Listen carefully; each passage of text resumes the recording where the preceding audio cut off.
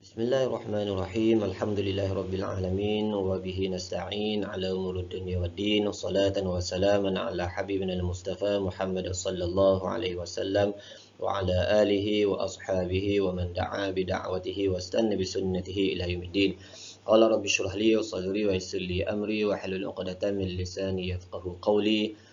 اللهم اجعلنا من التوابين واجعلنا من المتطهرين واجعلنا من عبادك الصالحين. اللهم يا معلم إبراهيم الحكمة علمنا. اللهم يا مفهم سليمان فهمنا. ففهمناها سليمان وكلا آتينا حكما وعلما وسخرنا مع داود الجبال يسبحن والطير وكنا فاعلين برحمتك يا أرحم الراحمين. يا رب سليمان ويا رب إبراهيم ويا رب موسى وعيسى ويا رب محمد صلى الله عليه وسلم أخرجنا من ظلمات الجهل والنسيان برحمتك يا أرحم الراحمين. اللهم فقهنا في الدين وعلمنا التأويل. اللهم آمين. أما بعد. Alhamdulillah, bersama saya pada kali ini di dalam program Jati Diri Murid PJDM MITS Bagalalam bagi sesi 2021 secara online. Dan untuk slot saya, kita akan buat secara rekod oleh kerana berlaku beberapa masalah teknikal dari sudut masalah lain di tempat saya lah. InsyaAllah pada kali ini kita akan berkongsi bagi tajuk Usuluddin tingkatan 1. Baik, sebelum kita meneruskan lagi perbincangan kita pada sesi kali ini, kita santai-santai saja. Jadi sukalah untuk kita berkenalan secara ringkas. Yang mana saya bernama Muhammad Khairul Anwar bin Muhammad Arif. Muhammad Khairul Anwar bin Muhammad Arif berasal dari Terengganu. Sekarang tinggal di Kampung Sungai Lantengah, Banting, Selangor. Lepasan dari Ma'had Qiraat Al-Azhar Shubra Mesir pada tahun 2010 dan sekarang sedang menyambung pelajaran di program PGDT OUM Seremban. Pernah mengajar di SRA Seksyen 3 Shah Alam pada tahun 2012, kemudian di hujung tahun 2012 dapat surat tawaran daripada JAIZ untuk sambung ke MITS Sabak Bernam bermula tahun 2013 sehingga 2018 lah. Jadi apabila dah 2018, oleh kerana saya asal Terengganu, isteri berasal daripada Johor, hujung ke hujung perjalanan apabila nak balik kampung tu agak jauh, jadi mohon perpindahan kepada JAIZ untuk berpindah pada daerah yang lebih berdekatan sikit lah. Maka MITS Bagalalang lah menjadi pilihan. Maka bertugas di MITS Bagalalang bermula pada bulan 8 2018 sehingga sekarang. Alhamdulillah telah berkahwin dan telah mempunyai 5 orang putera, semua hero-hero. Baik, untuk slot pada kali ini kita akan bincangkan daripada kitab Usuluddin bagi tingkatan 1. Jadi ini adalah gambar muka depan pada buku teks. Mungkin ada di kalangan kita pernah lihat ataupun belum lihat. Mungkin sama ada kita pernah lihat kitab ini yang abang-abang ataupun kakak-kakak kita yang punya. Dan mungkin ada di kalangan kita sudah beli sendiri oleh kerana proses untuk pengambilan buku teks mungkin belum berjalan lagi. Ala kulli hal, ini adalah gambaran awal bagi kitab Usuluddin tingkatan 1. InsyaAllah pada kali ini kita akan bincang secara sepintas lalu gambaran apakah yang akan kita pelajari daripada kitab Usuluddin. Dan insyaAllah untuk tahun 2021 saya telah diamanahkan untuk mengajar bagi mata pelajaran Usuluddin dan juga Al-Quran. InsyaAllah jika panjang umur kita akan bertemu bersua muka setelah selesai bagi masalah COVID lah, insyaAllah. Jadi sebelum kita masuk lebih lanjut kepada perbincangan Usuluddin, apakah yang kamu faham bagi apakah yang dimaksudkan dengan Usuluddin? Usul itu apa dan ad-din itu apa? InsyaAllah pada di akhir sesi nanti saya akan bagi sedikit tugasan dan mohon kerjasama kepada semua untuk menyelesaikan tugasan tersebut. Secara asasnya daripada kitab Usuluddin ini, pembahagian tajuk kita boleh bahagikan kepada 3 tajuk yang besar. Yang pertama iaitu bab tauhid, dan yang kedua bab tafsir, dan yang ketiga adalah bab hadis. Ketiga-tiga bab ini akan dipecahkan beberapa tajuk yang kecil. InsyaAllah kita akan pergi sepintas lalu pada slide-slide yang berikut. Baik, bagi tajuk yang pertama iaitu daripada bab tauhid, merangkumi daripada 6 tajuk kecil. Yang pertama iaitu al-aqidatus sahihah. Manakala tajuk yang kedua ilmu tauhid, tajuk yang ketiga haqiqatul iman, yang keempat haqiqatul Islam, yang kelima haqiqatul ihsan, dan yang keenam adalah al-hukmul aqli. InsyaAllah kita akan pergi sepintas lalu daripada setiap sub-sub topik yang berikut. Mudah-mudahan daripada tajuk-tajuk ini sedikit kefahaman pada kali ini yang akan kita perolehi untuk kita menjadi pegangan, kerana tauhid adalah salah satu tajuk yang amat penting untuk kita kuasai agar akidah kita tidak goyang. Baik, jika sekiranya di kalangan kamu yang sudah mempunyai buku teks Usuluddin, boleh buka pada halaman dal yang kita akan lihat pada bab tauhid ad-darsul awal, iaitu al-aqidatus sahihah. Daripada ad-darsul awal ini akan dibahagikan kepada beberapa subtopik yang kecil, antaranya ialah ta'riful aqidah lughatan wa istilahan. Yang kedua, ahamiyatut tamassuki bil aqidati sahihah. Yang ketiga, mumayyizatul aqidatil islamiyah. Dan yang keempat, atharul inhiraf anil aqidah al-islamiyah. Manakala bab yang kedua, ad-darsul thani ilmu tauhid, terbahagi juga kepada beberapa subtopik, iaitu ta'rifu ilmi tauhid, hukmu dirasati ilmi tauhid, thamaratun dirasati ilmi tauhid, nasya'atu ilmi tauhid, muassisu ilmi tauhid, dan yang terakhir mawdu'u ilmi tauhid. Manakala pada pelajaran yang ketiga ad-darsul thalith haqiqatul iman, terbahagi kepada beberapa subtopik juga, iaitu ta'riful iman lughatan wa istilahan. Yang kedua, ad-dalilun naqli ala haqiqatil iman. Yang ketiga, arkanul iman. Yang keempat, ziyadatul iman wa nuqsanuhu. Dan yang kelima, yang terakhir, iaitu al-umurul lati tufsidul iman. Manakala bagi pelajaran yang keempat, darsul rabi' haqiqatul Islam, terbahagi kepada 4 subtopik yang kecil, iaitu ta'riful Islam lughatan wa istilahan. Yang kedua, ad-dalilun naqliyu ala haqiqatil Islam. Yang ketiga, arkanul Islam. Yang keempat, thamaratul iman. Bagi tajuk yang kelima daripada bab at-tauhid, iaitu ad-darsul khamis haqiqatul ihsan, dibahagikan kepada 3 subtopik yang kecil. Yang pertama iaitu ta'riful ihsan. Yang kedua, ad-dalilun naqliyu ala haqiqatil ihsan. Dan yang terakhir iaitu al-alaqatu bainal imani wal islami wal ihsan. Yang terakhir iaitu ad-darsus sadis daripada bab at-tauhid, al-hukmu al-aqliyu, dibahagikan kepada 4 subtopik yang kecil. Yang pertama iaitu ta'riful hukmil aqli. Yang kedua, manzilatul aqli fi ma'rifatillah. Yang ketiga, aqsamul hukmul aqli. Dan yang terakhir iaitu al-alaqatu bainal aqli wal wahyi. Untuk tajuk yang seterusnya iaitu pada bab at-tafsir. Setelah kita selesai daripada perbincangan bab tauhid, akan masuk kepada bab tafsir.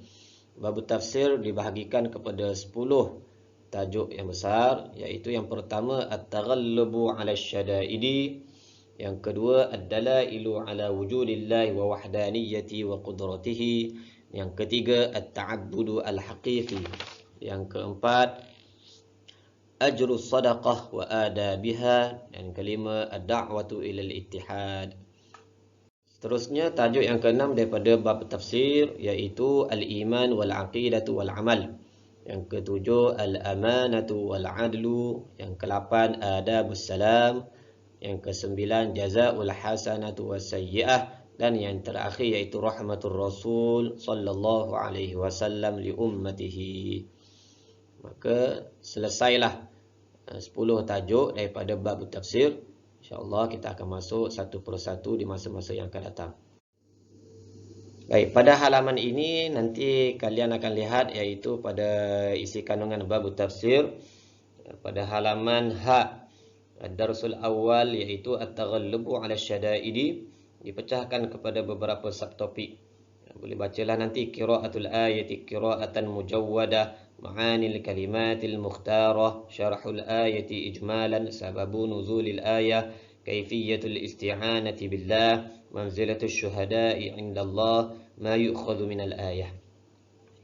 Ini semua berkaitan dengan ayat-ayat Al-Quran dan kita akan lihat kepada terjemahan sedikit. Mudah-mudahan Allah Ta'ala memudahkan segalanya lah. Seterusnya ad-darsus tsani, iaitu daripada tajuk ad-dalailu ala wujudillahi wa wahdaniyati wa qudratihi. Juga dipecahkan kepada beberapa subtopik. Andai kata kalian ada buku teks digital, boleh lihatlah pada halaman H. Juga dipecahkan sama seperti daripada ad-darsul awal. Beberapa pecahan subtopik yang akan kita pergi satu persatu nanti insya-Allah.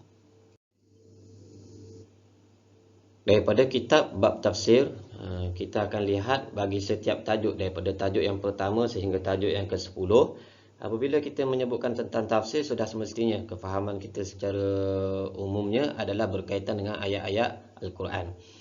Maka sudah semestinya bagi setiap tajuk akan diberikan beberapa potong ayat Al-Quran. Kemudian sudah pasti akan ada ma'anil kalimat al-mukhtarah, akan ada syarah bagi ayat yang tersebut. Kemudian mesti ada sebab nuzul bagi ayat yang tersebut, kefahaman secara umum bagi ayat yang diberikan, dan yang terakhir kebiasaannya sudah mesti ada ma yu'khadhu minal ayah, apakah kesimpulan yang akan kita dapat daripada setiap ayat yang diberikan. Jadi untuk tajuk ad-darsul tsali at-ta'abbudu al-haqiqi, yang keempat ajrus sadaqah wa adabuha, yang kelima ad-da'watu ila ittihad, yang keenam al-iman wal aqidah wal amal. Kesemuanya hampir sama dari sudut pembahagian subtopik, iaitu akan diberikan ayat, ma'anil kalimat, syarah ayat secara umum, kemudian sabab nuzul, asbabun nuzul ataupun asbabul ayah, kemudian ma yu'khadhu minal ayah sudah semestinya ada. Jadi andai kata di kalangan kamu sudah memiliki buku, bolehlah mencatat beberapa poin-poin yang penting, dan ada peluang untuk menghafal, ada baiknya kamu hafal terlebih awal, supaya di masa yang akan datang akan lebih daripada sudut pembelajaran, untuk memudahkan kita mengingat dan sebagainya. Ini adalah 4 tajuk yang terakhir daripada bab tafsir, iaitu ad-darsus sabi', tajuk yang ke-7 al-amanatu wal adlu, amanah dan keadilan, dan yang ke-8 adabus salam, ada adab beri salam, yang ke-9 jazaul hasanati wasayyi'ah, pembalasan baik dan juga pembalasan buruk. Yang terakhir bagi tajuk bab tafsir iaitu rahmatur rasuli ummatihi, rahmat baginda Rasulullah sallallahu alaihi wasallam kepada umatnya. Jadi kalian boleh lihat daripada pembahagian subtopik, boleh catat mana yang telah dikuasai dan mana yang belum dikuasai secara sepintas lalu. Seterusnya kita akan masuk kepada bab al-hadis. Setelah kita selesai daripada bab tauhid, bab tafsir, dan yang terakhir daripada kitab Usuluddin tingkatan 1 iaitu babul hadis. Babul hadis juga dibahagikan kepada 10 tajuk besar, iaitu yang pertama an-niyyatu fil ibadah, niat di dalam ibadah.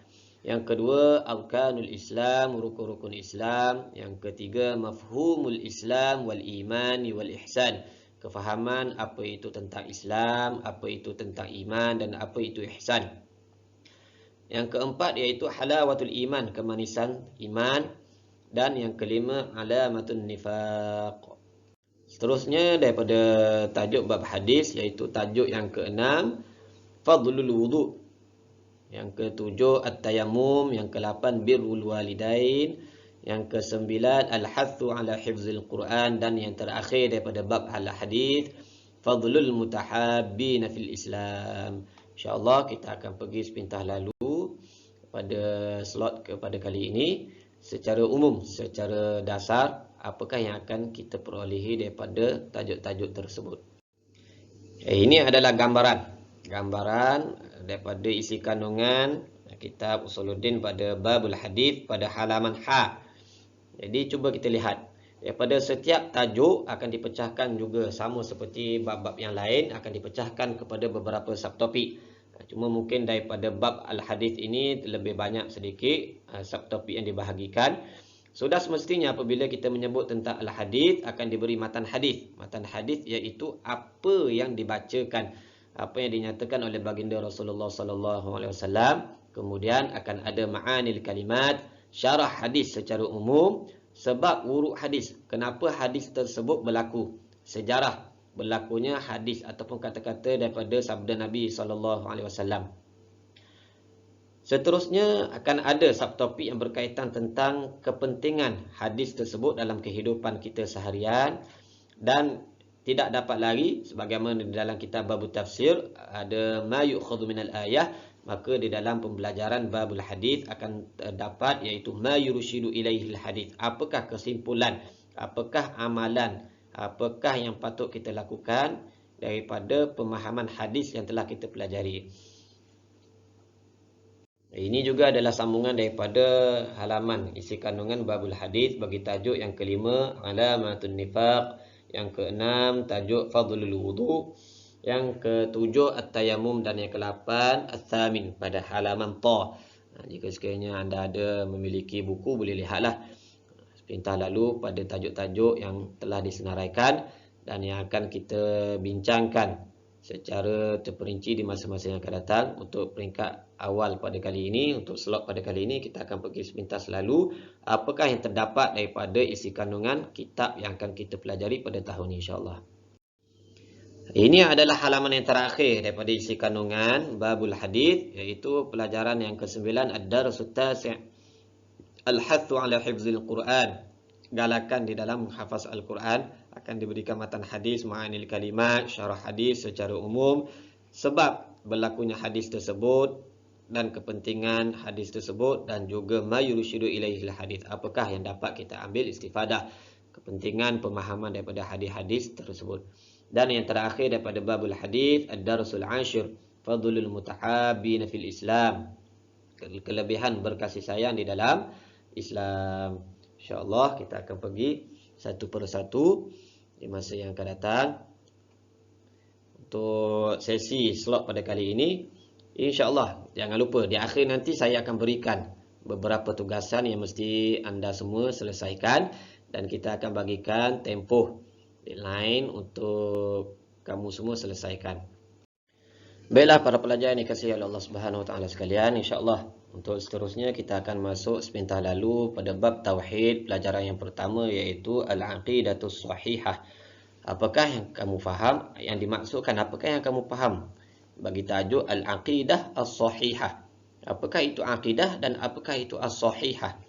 Secara umumnya yang dapat kita fahami, al-aqidah adalah pegangan dalaman kita, keyakinan kita, dan as-sahihah adalah apa yang benar dan apa yang betul di sisi Allah Subhanahu wa taala.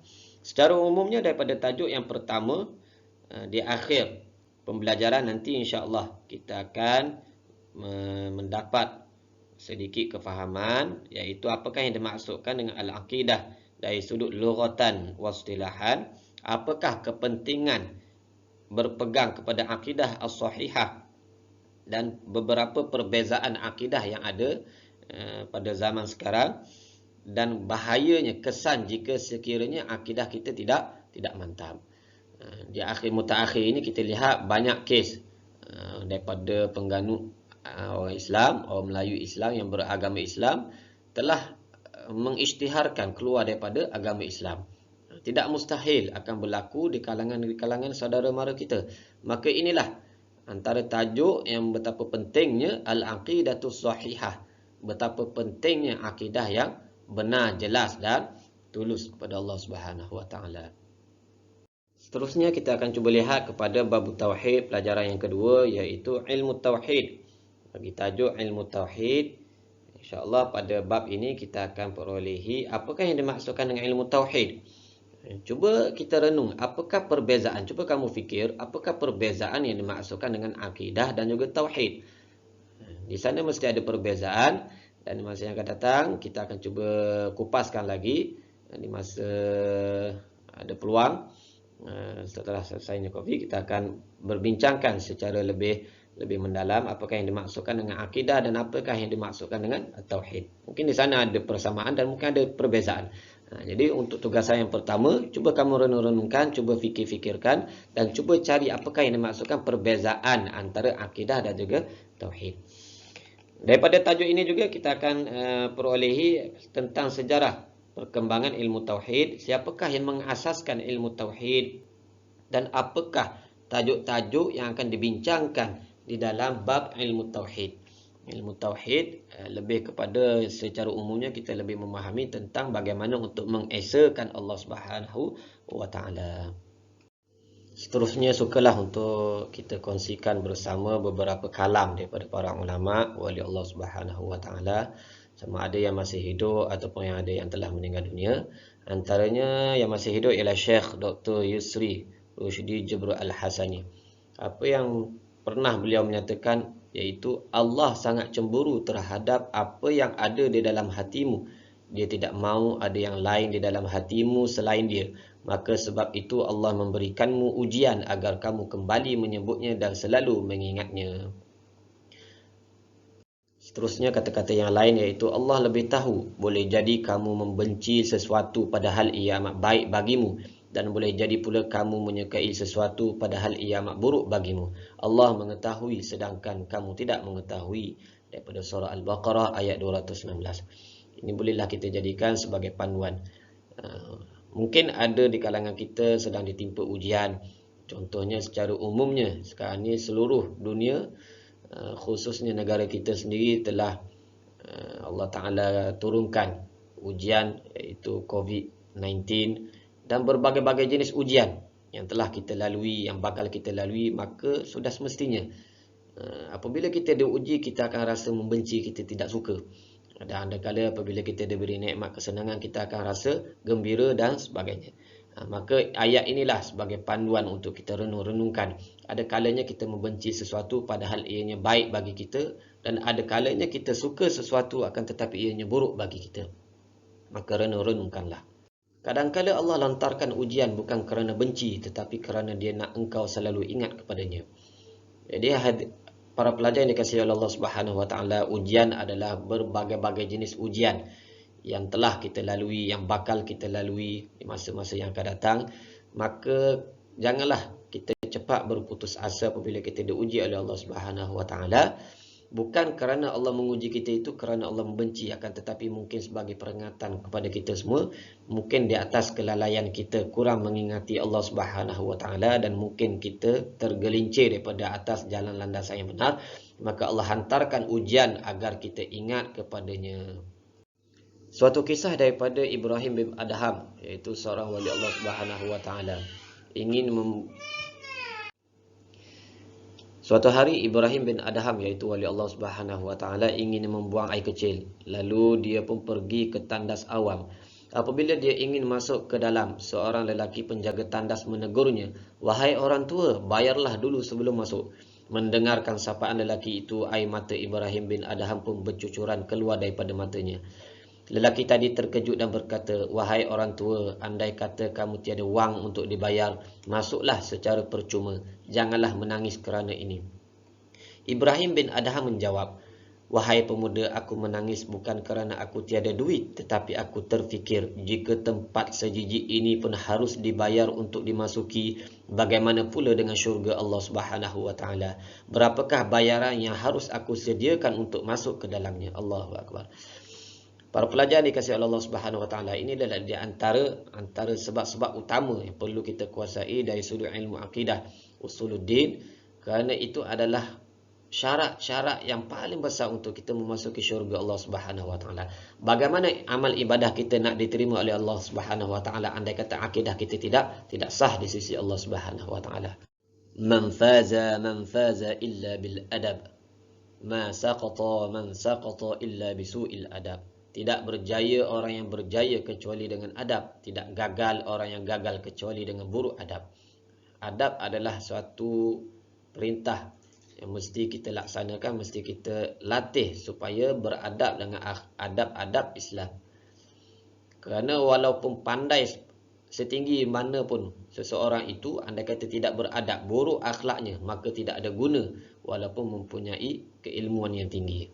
Baik, untuk yang terakhirnya, tugasan untuk para pelajar. Yang pertamanya, WhatsApp secara personal kepada saya dengan menyatakan nama dan juga tinggal di mana untuk memudahkan sesi ta'aruf secara ringkas antara saya dan juga kalian semua. Yang kedua, sila nyatakan apakah yang kamu faham dengan maksud usuluddin secara ringkas dengan kefahaman kamu sendiri. Okey.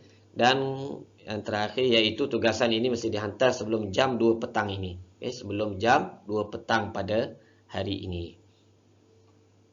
Okey, kamu semua boleh PM saya pada nombor yang tertera pada slide iaitu 0139435775.